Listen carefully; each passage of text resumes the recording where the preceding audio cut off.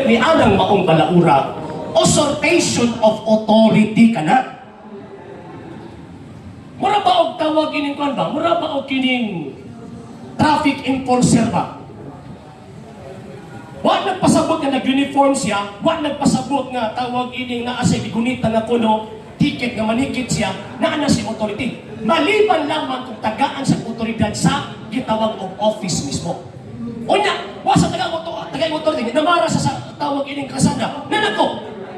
Unya, wa si otoridad from the CTTMO. O siya may tabuan na, usurpation of authority ka na. Matataw ang issue karon, ang 70 Adventist pa naabay otoridad, wa ang bisag-usa. Wa ang gihatag bisag-usa kasitas. Ang iyang gihatag, nagtuman niya sa kung ano nagtuman na mukha, ang akong pangutana na apa mo'y katungod. Eh kung wa di katungod, di mo mga tawahan na, o ipasabot, wa po di katungod ng mga dulong na to.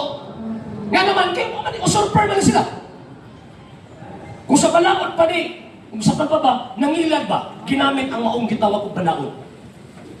So karon, sa Biblia, gihatag ang sugo direkta sa Israelita. O even gani ang atong Ginoong Jesucristo na himong subject sa otoridad nga maotong Israel, particularly sa Jews.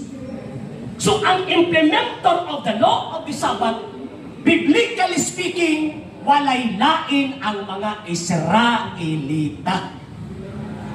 Kasi ba, paghatagang gani ka sa balaod, ikaw gani ang nidawat, sabot ipasabot, ikaw ang naay katungod nga mo implement sa law of the Sabbath. Mabitaw, kung basahon na to ang balaang kasulatan, gikan sa Exodus chapter 20 verse 8 to 10, naghimo sila mga ordinances. Nga naman, kay sila ang kitagaan o authority to implement that law. Kumusta man ang Seventh Adventist? Ipangkotlo niya, asa ba itong tawag yun, ipangsitas niya? St. John chapter 10 verse 24, ego niya wag gamitan, pero di gamit mo, ganit pinakalang sitas niya.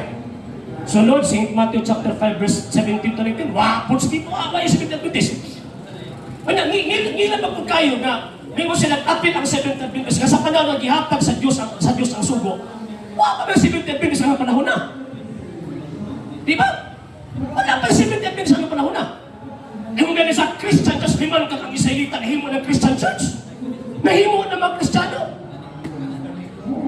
Huwag ka malipong. Di ba? Napa sa Old Testament nga ang Christian community, ang Christian religion, naa sa Bagong Testamento. So, what ipasabot, ang atong kaatbang nagsilimuang.